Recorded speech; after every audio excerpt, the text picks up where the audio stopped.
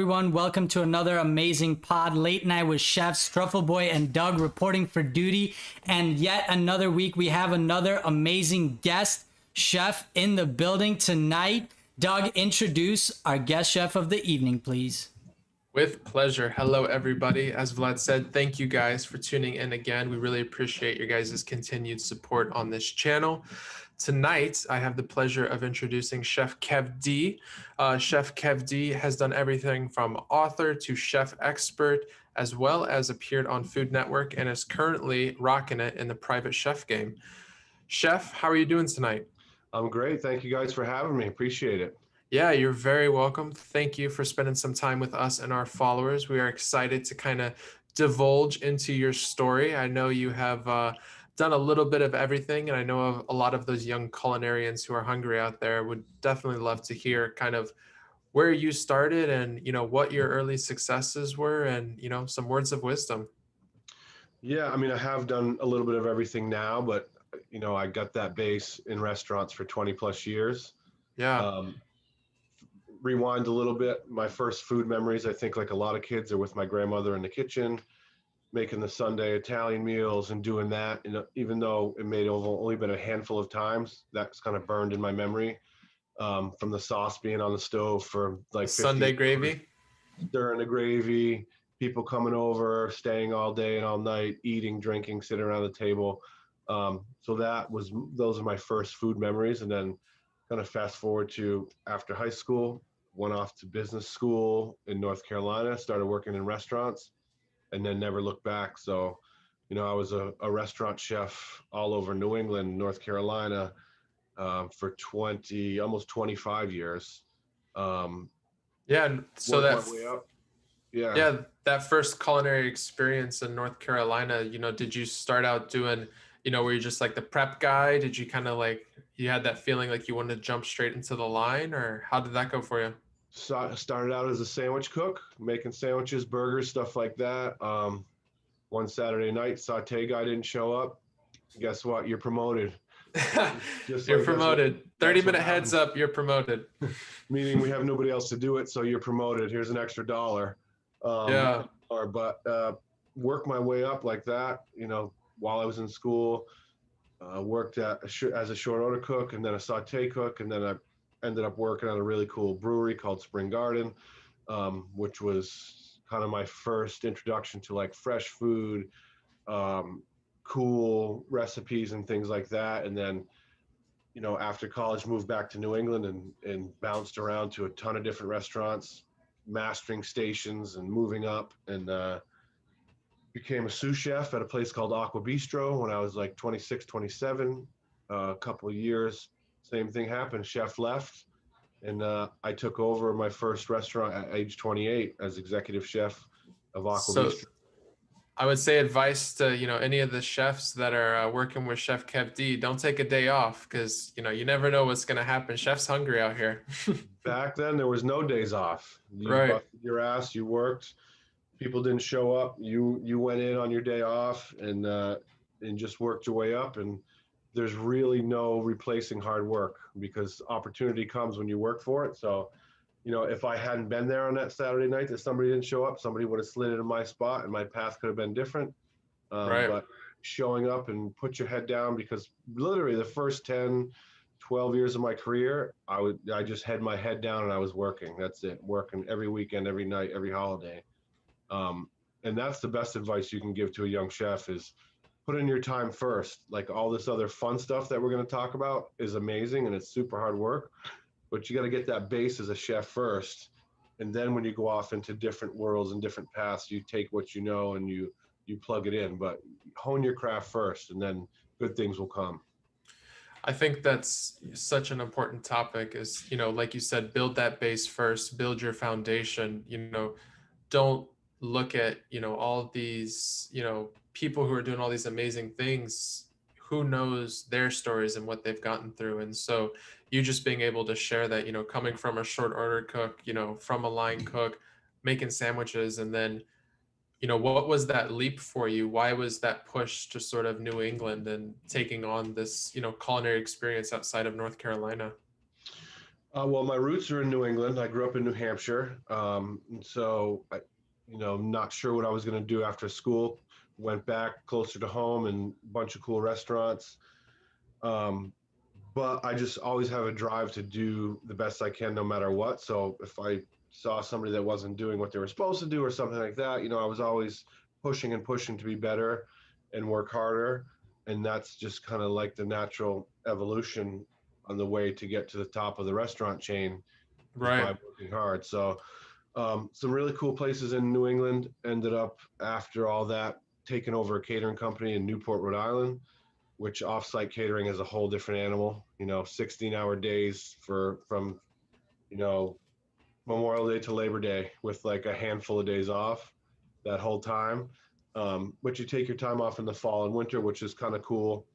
And then a buddy of mine from high school lived up in Burlington, Vermont, and had an internet company, and a space became available. And we always talked about if a space came available up there, we'd maybe want to do a restaurant. So that's when we launched my first restaurant as an owner and chef was 156 Bistro, and that was up in Burlington, Vermont, which is a pretty cool little town. So, you know, New England for the most part in restaurants, other restaurants I worked at in New England were like Central Martini in Rhode Island, Washington Square Tavern in Boston, some really cool spots. But kind of segued out of that, which I'm sure we'll talk about, and became a private chef to have a little more control of my schedule, have more say in what I was doing.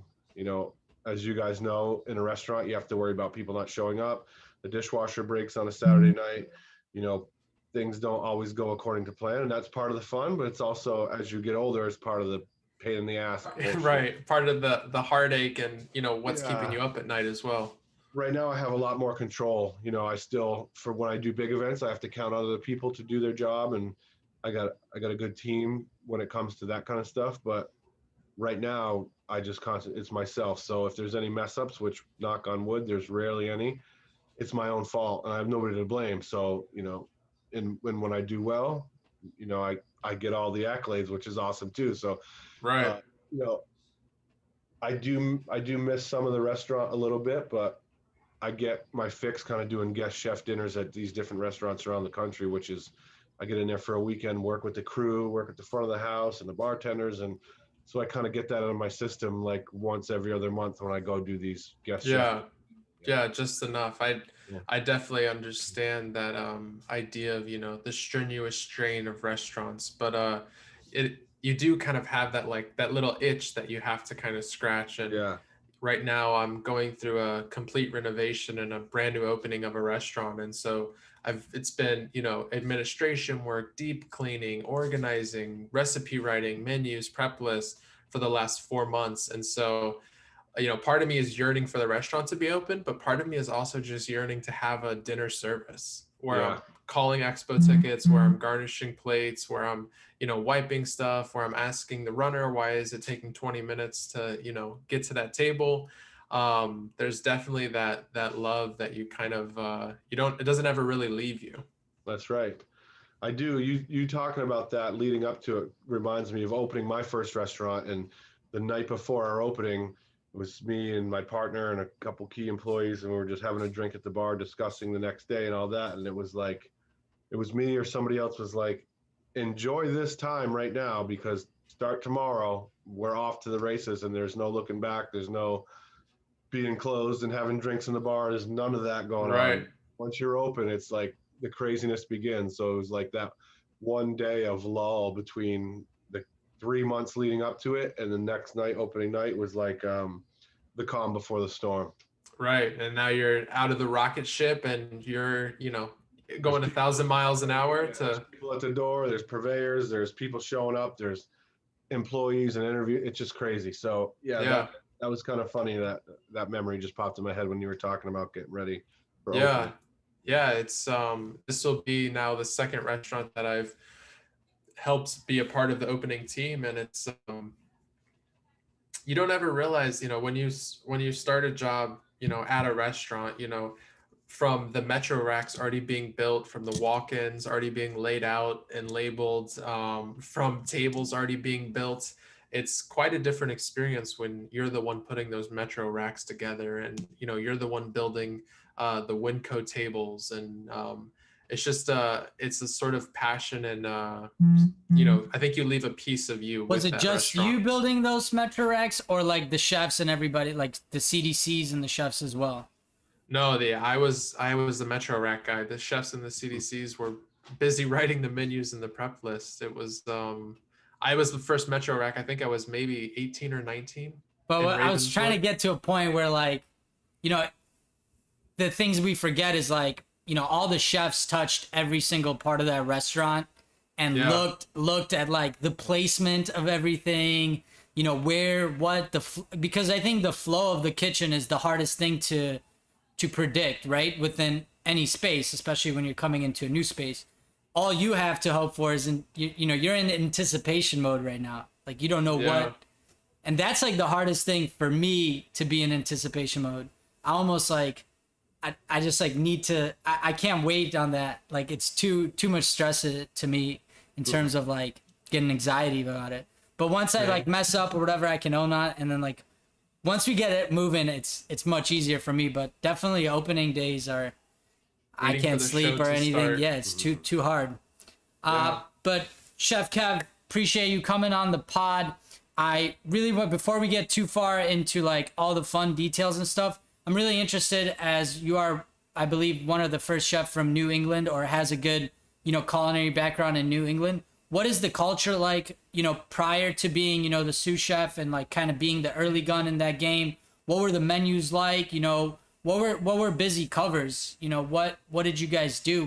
What's in Chicago we got The a food lot of scene, different yeah. things, but yeah, like what's the food scene in New England? And New England's, I mean, there's a ton of little cities in New England. You got Boston and Providence, and then you got Burlington, Rhode Island, and then you got all the beach towns, Portsmouth, New Hampshire, Newport, Rhode Island, Mystic, Connecticut, where I am now, all have their own food scenes. So it's a really kind of, it's a, there's a bunch of states in the region, but there's some really, like Portland, Maine, amazing food scene. Um, there's some really cool spots, but what as would you far as say, like in terms of the staples? I guess New England clam chowder and lobster rolls. so Is those that are the easy ones, but like farm to table stuff. I was doing that back in New Hampshire before that was a buzzword, like in the late '90s and early 2000s. The farm to table thing, and then the straight out of the sea. I see that. yeah, that Oh, was a big damn, what one. was that? That was a big old, yeah. Got him. Solid. I'm in a beach house, and there's a window open, so I have bugs flying in from the water. But what were we talking about? Talking about the food scene, early New England, 90s, 2000s. Yeah, so yeah, obviously clam chowder, lobster rolls, that kind of thing, fish and chips, the really easy things, but also like super fresh herbs from the farm down the road. You know, when I was working in a restaurant in Newport, Rhode Island, they would bring in, 50-pound striped bass fresh out of the water. There's places with that have their own patches of water that they pull oysters from straight out of the water and pop them open, and you're giving them right to the customer. So there's super fresh seafood, great produce, herbs, a lot of good farms, and then you got your high-end chic places in Boston and Providence and Portland, Maine, and places like that. So it kind of hits everything. But as far as like New England type comfort food, you have your East Coast halibuts and your seared fishes and all that kind of stuff. But you also have a ton of like classic traditional steakhouses. So it's really something for everybody. There's no, yeah, you got your lobsters and your clam chowders and I actually just did a lobster bake 2 nights ago here in Mystic with the lobsters, steamers, mussels, popping oysters, corn, sausage, like traditional Ooh, old school New yeah. England. And then you have your elevated ceviches and sashimis and all kinds of fun stuff with that super fresh local seafood. That's such a important thing that I think, like you said, it's such a trigger word now, farm to table, but I think we often forget that there's a lot of chefs and a lot of concepts that have already been on that path. And I think it's a good thing that we're starting to catch up. But I think we need to remember exactly what that means too. And not that it's just some marketing ploy that we can kind of just throw out there, that it's a, farm to table concept. And now we can charge, $5 to $10 more and Right. increase our prices. But the actual ethical, being of the sourcing and the sustainability of what we're getting. And it's good to hear that that was already sort of thought about. I know I am sort of in the area where a lot of the purveyors are not really used to doing wholesale or working with restaurants, and so it's very odd to me. But I'm glad that we're sort of changing that concept and pushing it forward. Yeah, I mean, I can remember probably 2000, the year 2000, when I was prepping on the line at 3:30 for a 5 o'clock service, and I would have a local farmer come in with like all these fresh herbs. What do you want this weekend? Greens, mushroom forager coming in. Say, what do you got? I'll take 3 pounds of kings and 5 pounds of chanterelles and what, like that stuff happening way back then. Didn't click that, I mean, obviously I was doing it because the product was great and the integrity. Right. That, Just but I, because it tasted freaking delicious. yeah, and it Yeah. was the best product out there. I wasn't thinking, wow, I can save, Jimmy or Eva's greens and we're going to sell it for Right. more. Right. Than, Yeah. It was like, don't talk about the guy actually that just came in the back door. Like, keep it yeah, hush. Yeah. It you were wasn't doing it because it was celebrated. the best. It was the best product and the quality of the Right. ingredients, and it became, like we said, like a buzzword after the fact. And who knows? I mean, even Cisco, they have farms now where they're getting pork from and this I from, love and that. they're Yeah. just naming it a farm to have a farm to table Yeah. Like product. So Fresh Point. Sure. yeah, Fresh stuff Point. like that. Yeah. Got it. Cisco Fresh Point. But no, I think that's it's crucial that we talk about that and sort of bring awareness to that part of our industry. It looks like I'm frozen here, so It does. I'll let you take the lead here for a second, Vlad. No, for Got sure. I mean, storms here. so, and kind of like who, if you can recall, who are some of the really, mentors that helped, create your character and, create and help shape you in terms of where you are, today. Yeah, I can think of two guys early on, two chefs. The first one being his name, Chef Chris Berry out of Vermont. He was the executive chef at a place called the Stakeout, and this is your quintessential old school steakhouse. And he taught me how to kind of stay calm in the pocket on the line on a Saturday night when you have 70 steaks on the grill, all different cuts, all different temperatures, you know, all different flavors, teriyaki, this, that, and the other thing, and to just be able to stay calm and bang things out. And I kind of took that through my entire career. Like if you can do that, I mean, doing 500 covers on New Year's Eve and everybody's having a steak, it could be, a filet, Tournedos, prime rib, whatever, the million steaks we had on there. Just if you could, if there was Instagram that back then, and I could have taken a picture of the grill with Yeah. 72 steaks on it, all different sizes, shapes, cuts. So he was instrumental in kind of, helping me get to that point where I could kind of do anything on the line and stay really calm. Because back then, a lot of chefs would scream and yell and throw shit, and it was craziness. And like I've always, as a younger chef, I kind of did a little bit of that because that's what was happening. But as I grew older and learned, it was just like even keel, super calm, no matter what's going on. It's the only way to handle things. And then another chef was Chef Tom Siders, who was a chef at Aqua Bistro that I later became a chef of. But he had ran Omni hotels all over the country. He's this really amazing chef, and now he's at this smaller farm to table bistro, and I'm literally seeing all these new, fresh ingredients that I've never worked with before. And I mentioned in my book that's kind of where I would spread my culinary wings. We're working with fresh trout and all the like greens and mushrooms that I talked about, and all these super quality ingredients. And it's not just like mass produced steakhouse or kind of pub food and things like that. It's like we're making everything from scratch, and sauces and everything, pizza doughs, everything you can imagine. So Yeah. those two guys early on were super instrumental about me seeing kind of a bigger picture than just, work at the local pub and you're making burgers and nachos and all this crazy stuff. And it's fun. And the hospitality industry is fun. And the people you work with is like it's a circus, but you know, from the food standpoint and kind of being a chef standpoint, those two guys really early on kind of stand out for me. It's awesome. I love Thank you that. for sharing that. Yeah. Yeah. Of course. It's important that we have these mentors, and it's awesome that you had two people in your life that were kind of able to show you, like, look, you got to set yourself up for the end game. I mean, we all love and admire those dedicated career line cooks, but at the end of the day, that's a hard job to do. That is difficult, and there's a level of like respect and reverence for those 20-30 year line cooks who just hold down saute station and nobody can fucking touch them on a Saturday Right. night.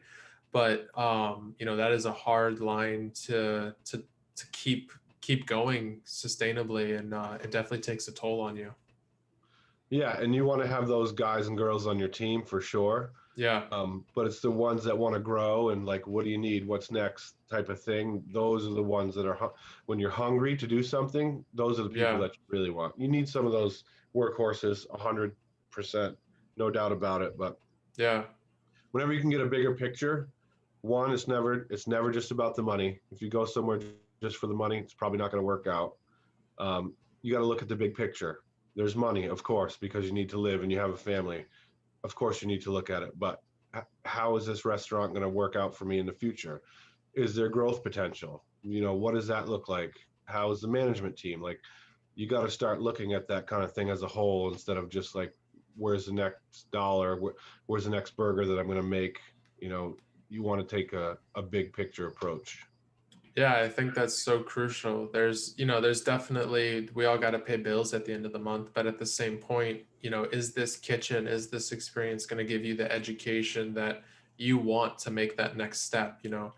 Is this menu going to challenge you when I remember a lot of times when I was a young guy looking for stages and looking for line cook jobs, I'm talking like 15, 16, 17. I would look at the menus of the restaurants, and if I didn't understand something, that made me excited to go get a Yeah. stage there, to go work there. If I read through the whole menu and I understood every dish and like every component, and sear that on this side for 8 minutes, make sure it's fully rendered, flip, it wasn't of interest for me to go work there. And so, I staged at a lot of different places and worked at a lot of different places for 6 or 8 months just to kind of stay hungry and learn. And I don't think there's anything wrong with that, being able to figure out what you want and figure out what you're looking for and find the people that are going to help you get there. Yeah, I mean, it's important that you should bounce around a little bit when you're young. Find Yeah. out what works, learn different things. Different chefs do things a different way. You can kind of take all of that and move forward. Because I did that. I worked at some cool restaurants, but maybe I was there for a year or two, felt like I did everything I could do and moved on to the next place. But you take a little bit from that place, bring it to the next place, and you're building and building. Ultimately, you want to end up somewhere where you're there long term, and there was a point there where, everybody was just kind of, place across the street is going to pay me $2 more an hour. I'm going there. They didn't care about the food. They didn't care about the restaurant. It was just like, Right. and obviously with everything that's going on, good help is hard to find. But, I can remember the first time I worked at a restaurant that had a local seasonal menu that changed 4 times a year. Like, what the hell is this? It's changed 4 times a year? You're crazy. That never Right. happened back in the day. It was like you had a menu and you would do specials and that would be your change. But the change Right. it 4 times a year, like a wholesale change, like you have a couple things on there that you leave, but that was crazy. And I was like, wow, I mean, this is cool because you're getting the freshest stuff, the local stuff, and you can use the stuff that's ripe and in season.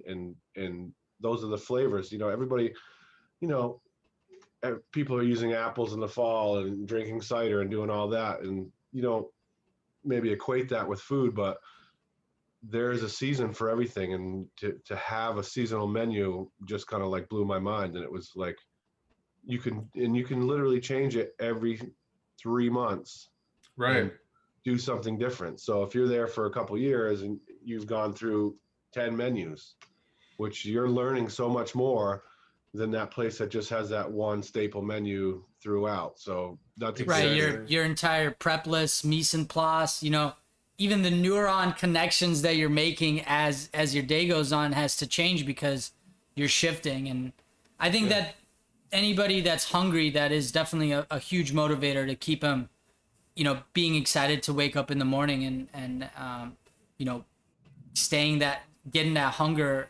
in and putting in those hours. Yeah, I mean, like ramp season in Chicago, it's like people are like, we count Insane, like yeah. 2 weeks before ramp Sure. season, and like all the line cooks are so excited to clean ramps, and it's like, what a weird thing to be excited about, but it makes you appreciate that product so much. It makes you really understand like this isn't an always type of a situation, and I'm so glad that we're able to bring out the best of whatever region and area we're living in. Yeah, for sure. Because look, you can, if you're good at it, you can master your menu in a couple months and you're doing it over and over and over. It's time to change and do something else. But you always have that stuff right here that you just learned, and you kind of plug all that stuff. You remember last winter, this ossobuco worked really well. I'm going to do it, but with a different sauce, different setup, blah, blah, blah. Um, but you're just building at so much of a faster rate than somebody who just kind of gets complacent with a steady menu. So it's really cool to do the local seasonal focus type stuff. Yeah, and I'm glad it's becoming, commonplace, like you kind of talked about a little bit earlier. In the late 90s and early 2000s, you kind of had to seek those places out. It For wasn't, sure. you could find four, local seasonal places within your neighborhood. You had to Right. move somewhere. You had to, know a chef or know a guy or know how to get into those places. And I'm glad that's changing. I think it will hopefully create a culture of turning out better and more hungry chefs as we move forward. For sure. I agree with that. So going a little bit about your journey, and we kind of have talked about this move from North Carolina to New England, and you're a sous chef. You're about 27 at the time. You're kind of doing your thing. Did you know, like, when did you kind of figure that, hey, I need to look at business for myself? I need to get into this catering game. I need to do this private chef thing. Well, I took on that restaurant. The chef was having issues, so he left, and I was the sous chef. So I had basically been doing it for a year or two, um, running the place for the most part. And so I took over that place, did that for a couple of years, was itching to get towards the water, more of like a resort town type of situation, which is something I say young chefs should do. Do the seasonal thing for a couple of years when you're, working near the beach in the summertime. Maybe it's a ski mountain in the wintertime, but you get to make all kinds of connections. You get to do all kinds of different food. And, when you're young, you don't always have a family you're attached to. So definitely do that when you're young. But then I opened my own restaurant and I was about 30, did that for a few years. Business issues with my partner arose, which happens in the restaurant world. And I headed back down to Rhode Island, took over a martini bar as a chef, uh, worked there with my wife, who was the bar manager. We were there for a few years. Um, we were going to have our first baby together. So I just was having a thought, like, how am I ever going to be a great dad Be if a dad and a chef. Yeah. if I see my son or daughter, from 9 in the morning to 11 every morning, and then I don't see them till the next day. That's it in the restaurant business. Maybe get a Monday off, half a Tuesday or something like that. So at that point, I had done a little bit of the Food Network stuff. I was doing morning shows, and I was kind of getting myself out there. Had a pretty good following of people who would come into my restaurant and say, I'd love it if you could come up to Killington for the week while we're skiing and be our chef, or come do this event. And being tied to a restaurant, you could never do that. You could just never leave the restaurant for a weekend or anything like that. So I took the leap into the private chef world, and just, that first year as a private chef. And if there's anybody that's thinking about becoming a private chef, that first year, you take every single event, whether it's a top 2 hours away or whatever it may be, you just banging out events and dinner parties and things like that. And it will start to grow, because sure as shit, you did my sister's bachelorette party. Could you come and do this? Word of mouth in the private chef world is where it's at. It's gold. Yeah. If you do a good job, obviously you have to kill it and get in there. And then they say, you know, I'm having you at my next event. Do you have any cards? I'm throwing a party in 3 months. And that's how it builds. And that first year, I said no to nothing. I was doing everything, anything, working just as hard as if I was working 65 hours in a restaurant, but it was on my own time. I was in the car a lot, but it's better to be in a car for an hour and listen to, you know, a podcast or Listen whatever. to Late Night with Chefs, guys, while you're Exactly. Than to be, you know, banging away prep in a hot kitchen. So it just kind of melded into that. And I started doing more of the Food Network stuff and more opportunities come along. And then you get to a point where, you know, I have a certain amount of set clients where I do their dinner parties and their holiday parties and stuff for their business and things like that. And it just, you try to build and build and build every single year. So at this point, you kind of have like a running, like, you know, I'm doing so-and-so's Christmas party, you know, on this date at this time. And Exactly like that. Yeah. And people will have their company party and say, you know, I want to book you already for next year. So I have stuff booked for next year, which is a really good feeling to What a when that blessing, first yeah. year, you're just like, I'm going to take this. I'm going to take this. I got work for this month. We're good. We'll go on to the next month type of situation where you're just building your business. And now, you know, post COVID, you know, I'm pushed out into next year, which is great. Yeah, Awesome and so to hear. speaking on that a little bit, you know, what was that, you know, was that mostly, I know we'll get into, you know, you being an author and a chef expert as well, but was this private chef thing kind of like that driving force and branching out into being an author and a chef expert, or, you know, how did that? So actually the chef expert thing for Gordon Ramsay happened when I was still in a restaurant, and he had a show called Hotel Hell in which he, you know, go into a hotel that was failing or needed help. Right. And he would always pick the best local chef or restaurant in that area to kind of bring in those hotel owners and show them maybe how a kitchen should be run. So I had the Oh, I see. opportunity to work with him for like a week. He came into my kitchen. We had lunch. I cooked for him. We had beers after and just talked about family. Like, he's the nicest, most legit guy you've ever met in your life. All the Hell's Kitchen stuff you see is, some of it's true, some of it's for TV, but Right. some of those people deserve to get yelled at. Like, but I Yeah. didn't work with him on that level. We were a team together, which was amazing.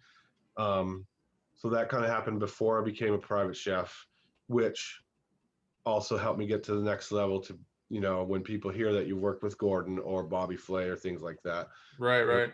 they want to have you come and cook for them. So all that stuff, you know, all the TV stuff, as fun as it is, I look at it as a bonus. Oh, I get to go on the Today Show. That's amazing. Huge, you know, milestone in my career because it's 5 million people watching you in the morning. It's a staple of American television. It was an honor to do that stuff, still is. But I look at it as a bonus where the private chef and the cooking that I do for people at their events or in their homes is my bread and butter. It's what I do first and foremost, and all that other stuff are like fun additions and fun bonuses. Yeah, 100%. I think the most important lesson for young chefs out there, and like you said, is you never know where an opportunity is going to lead. So to shut something down or to, you know, think like, oh, that would be too difficult, or, you know, I strongly believe that we maybe have, you know, 3 or 5, you know, between 3 to 5 opportunities in our lifetime that kind of make or break or tell our stories. And so, you know, understanding these really pivotal moments in all of our careers and all of our lives, and being able to kind of, you know, like you said, look back, look at the big picture and see where this opportunity might go. Yes, I'm only going to get 6 hours of sleep, and yes, I have to drive, you know, 3 hours to this place, and I'm going to be dog tired, and maybe I have to bail on, you know, my friends or bail on this vacation. But, you know, where is this opportunity going to take me? Where is this going to lead me down a road? And a lot of times we don't have the answer, but I think it's taking that leap of faith that's really important. Yeah, sometimes you just got to do it. I mean, you're like, I have another event. Can I make it the next morning? Where am I going to get food? Like, how am I going to source this? Do I have time to do this all? And you want to do it in an elevated way that's on brand to what you're doing and not just throw something together. But you just have to bust your ass and do it a lot of times. So yeah, I mean, that's true. You do have to, you have to take a lot, you have to say yes to a lot. And, you know, there have been times where I've early on, like, done a two top for somebody's anniversary, which, you know, sometimes it's not a lot of money and what it is, but turns out the wife, oh, she runs 17 real estate offices in the whole state of Connecticut. And the next thing you know, you're doing showings and $1 million listings and all this kind of other stuff. So Right. these opportunities come from the hard work that you're putting in. And yeah, it's just a two top that time. But if you look at the sum of all the parts and the big picture as a whole, what you gain from doing that one dinner that took you 3 hours is much better, you know, is much bigger in the long run, because you're doing a good job and people are now counting on you to do their open houses and all that kind of stuff. So just a little two top can turn into a lifetime client. Yeah, and Be definitely, your like you biggest said, client ever. Exactly. yeah, and staying on brand and making sure that you put just as much effort in that two top as you did, you know, the other, 17 events that might be much bigger in size, but you got to stay true to you and you got to bring it every single time, whether it's something small, something large. It's a really good lesson. I appreciate you sharing that with our young culinarians out there and our guests. And I know we have a lot of chefs, definitely with COVID times, who are in the private chef game now, who are having to advertise themselves, market themselves. Besides word of mouth, do you have any advice for those chefs who are, I mean, social media is very prevalent now, but what does that kind of look like for chefs who are trying to get their names out there? Yeah, I mean, social media is huge.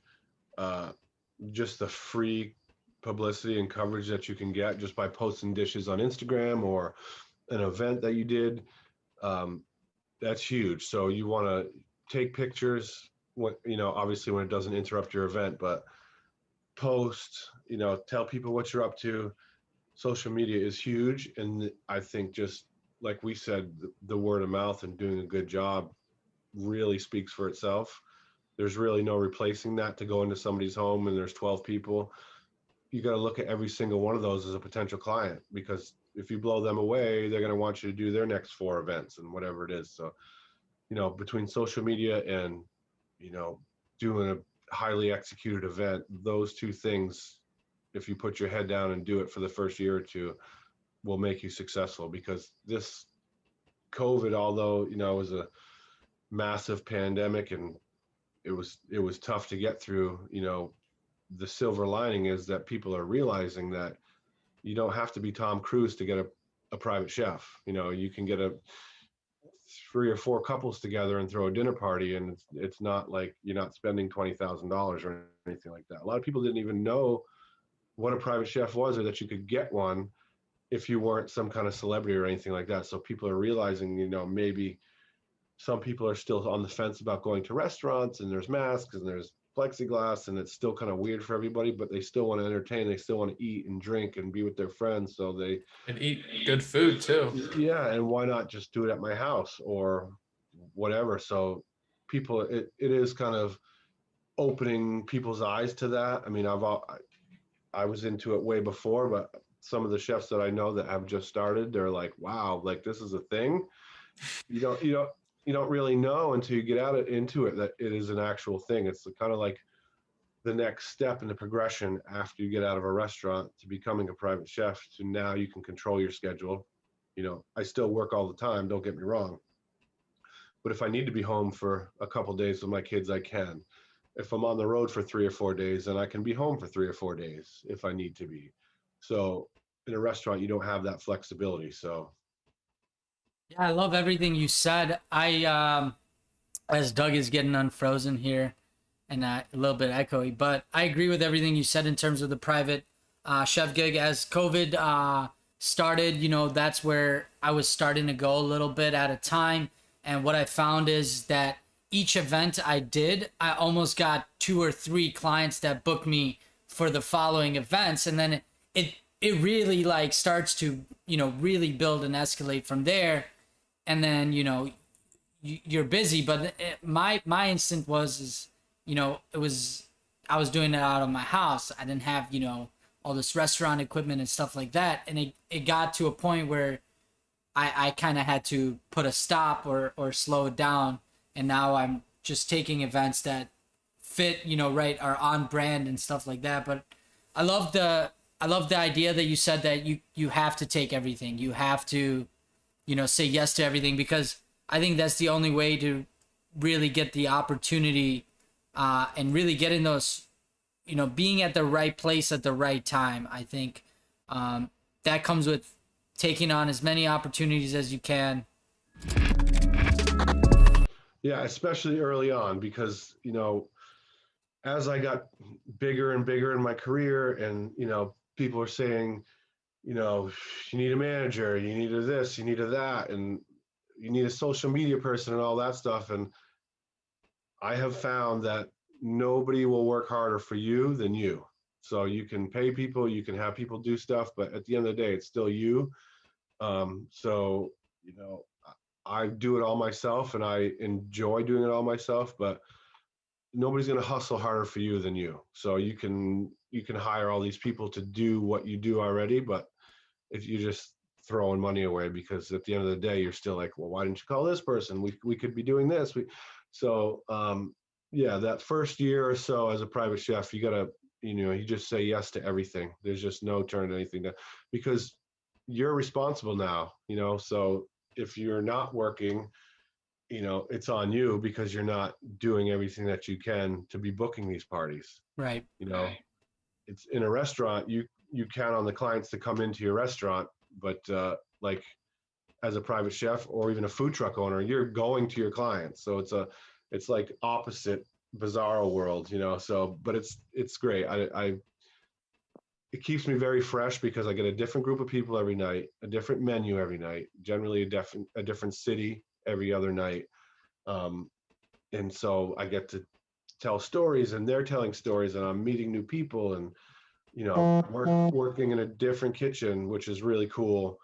But They're usually really nice kitchens for the yeah, most part, right? 9 times out of 10, occasionally there's a lake house that somebody hasn't been to in two Right. years, and only one burner works, and there's no pans. But as a chef, you're prepared. I have a cook box in my Jeep that has the 3 pans that I could make a 4 course for 50 people, and some utensils, and whatever kind of little things you need, and that's always there. But 9 times out of 10, it's a really cool kitchen.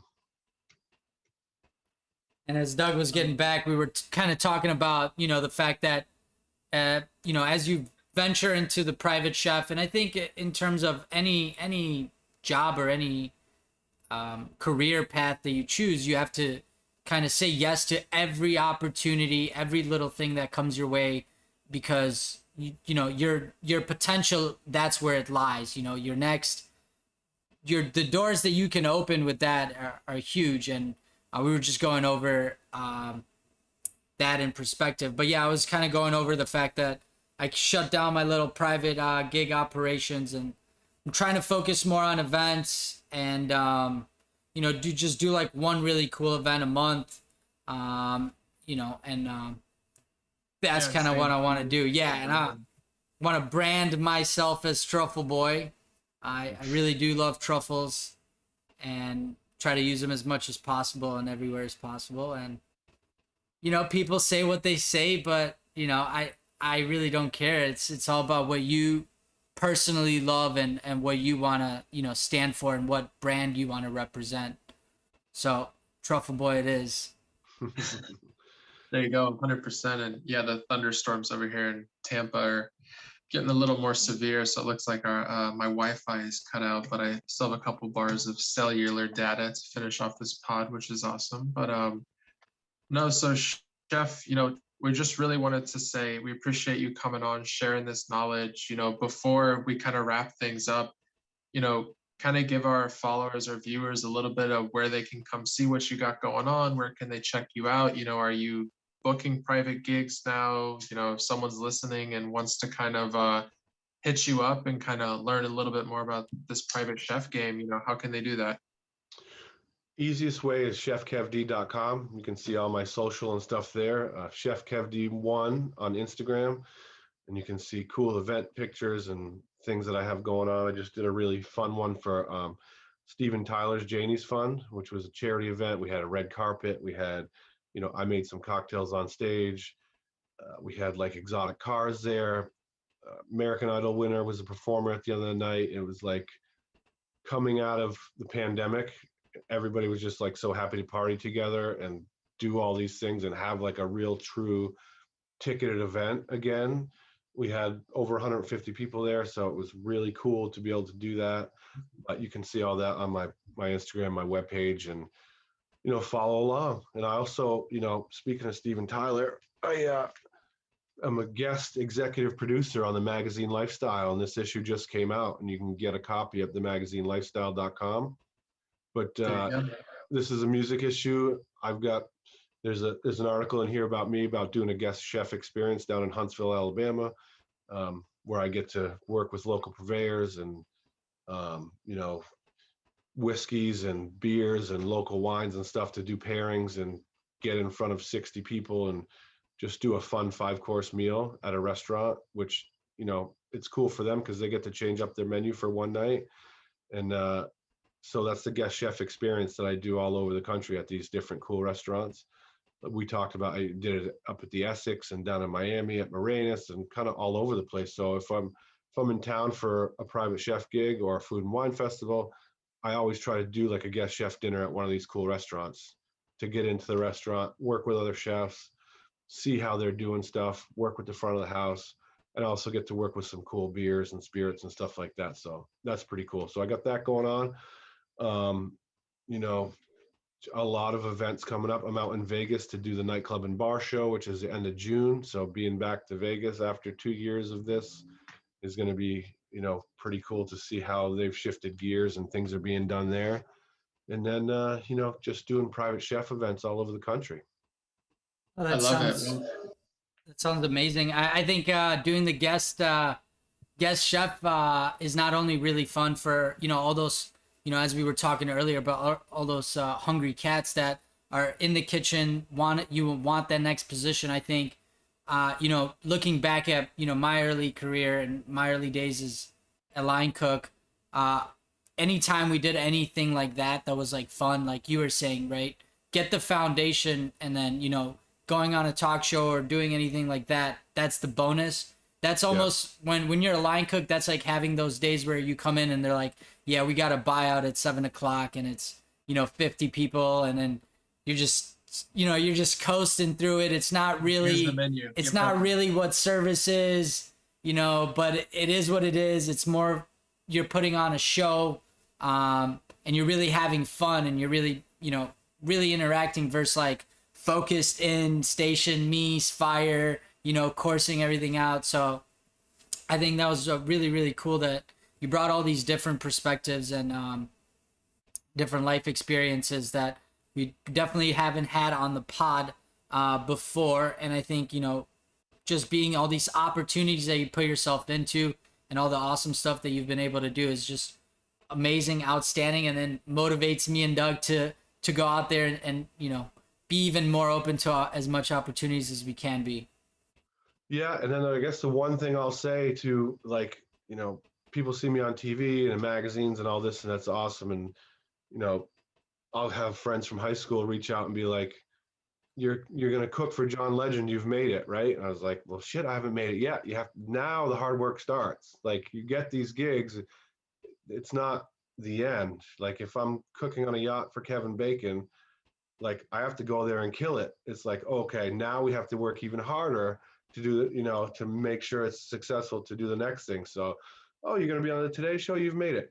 You have to go on there and actually execute and kick ass to be asked back to go do it again. So it's funny people's views when they see you in the spotlight to think that, you have it so easy, but actually the more stuff you do, the more the hard work begins because you're constantly trying to, do better, get better, go to the next level. So, just because you see me, cooking for Gronk or whoever it is, when I get a gig like that, I say, okay, now I got to work harder. So a lot of people don't think like that. They think, you've made it. You're working with the Patriots or whatever it is. And no, it takes hard work and it never stops.